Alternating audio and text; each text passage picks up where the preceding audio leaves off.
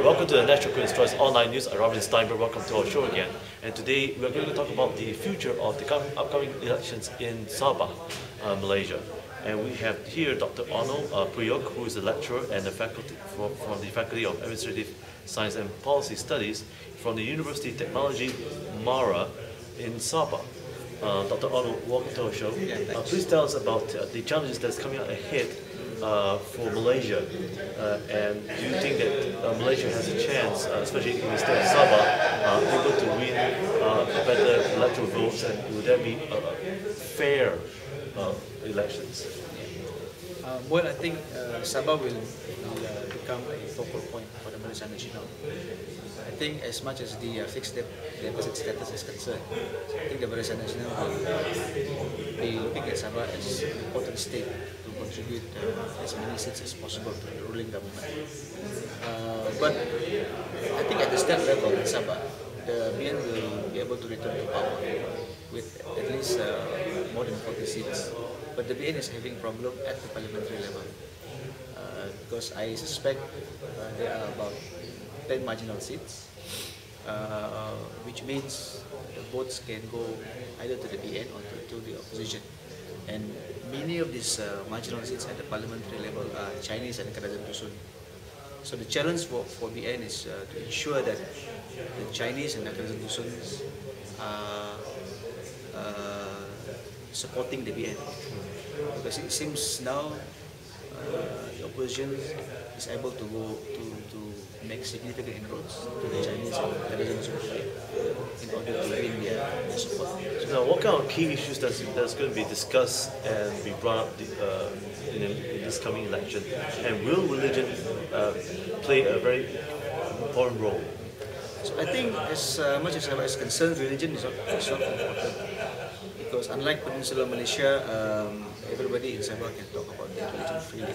So religious issues are not really sensitive. Only recently, after the Allah issue, after the issue of confiscation of Bible, Christian books, politicians in Sabah are starting to sort of play up these religious issues. And many of the Christians, especially in the rural area, Kadazan Dusun areas, by the opposition's claim that religious freedom is being taken away from them. But still, I don't think it's as important as in Peninsular Malaysia. Now, is there any other important issues which politicians on the part of BN were able to promise and deliver for the state of Sabah? Will there be progress? Because Sabah is still seen as a third world country in most parts of the world. So what is your take on this? Yeah, I think BN will continue to talk about development. BN will continue to talk about the government transformation plan. But the only issue here is that how widespread the development is in Sabah and whether or not ordinary people are getting the benefits from the government's development policies. I think BN will focus on development issue. BN will talk about progress that has been made in the past 49 years. But the opposition, I think they will try to divert the electorate's attention a bit by looking at the issue of state rights, state autonomies.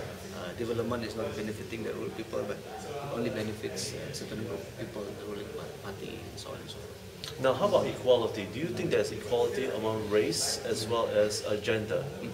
Would this be an issue for Sabah? And do you think politicians, especially for the Chinese ethnic groups, are they going to bring this issue up? Of course, especially in the urban areas, Chinese-based areas, they will certainly talk about the issue of monopoly, of business not being it's not basically it's basically being controlled by only a certain group of people. So, of course, the Chinese will not be very happy. They will try to bring up all these economic issues to the fore. But as much as the peninsular politics is concerned, it's not going to be very ethnic-based in Sabah. Because in Sabah, politics is being played up along the individual and personal character of the politicians. So we have a few strong politicians, strong characters, strong personalities, but it's not going to be too ethnic based like what we see in the peninsula. Now, let's come to the issue of Bumiputera. Now, the Bumiputera has been actually enforced by the Mahathir regime. Now, what do you see in this present administration? Do you think that the Bumiputera will evolve and able to have and provide fair sense of equality among in terms of distribution of education and wealth? Yeah, this is the issue which the Kadazan Dusun voters have been trying to champion, especially the Kadazan Dusun leaders, because they feel like they are Bumiputras, but they are still being marginalized, especially those in the so many of the Kadazan Dusun do not want to be considered as second-class Bumiputra. So they want equal opportunities given to the Malay should be given to the Kadazan Dusun as well. So of course the opposition will use this issue to attack the ruling party. Now, what advice would you give for all the other opposition parties as well as for the BN in order for them to have a successful election that is coming up? Well, I think for the BN it boils down to the fact that Najib is talking about transformation. So I think transformation has to be concrete. It must not be abstract. Najib has to go to the ground and continue to be bold in trying to change the country. I think he has to be bold. He has to willing to take risk in order to gain the confidence of the people. That's why he decided to form the RCI Royal Commission of Inquiry, which many people are happy about. When he decided to do that, abolishment of the ISA and so on and so forth. So these are among the bold reforms which Najib has introduced. Opposition in Sabah, I think they need to have a clear policy on which they want to lead Sabah to.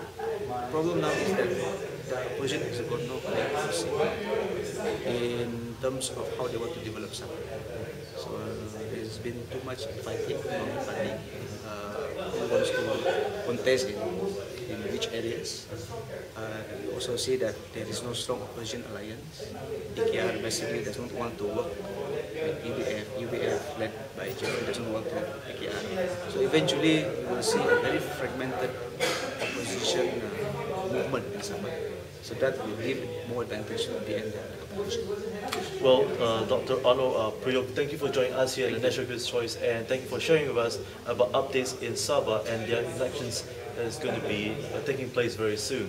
And once again, I'm Robin Steinberg. Thank you for joining me for updates on Sabah and the elections that's coming up, in a very near future.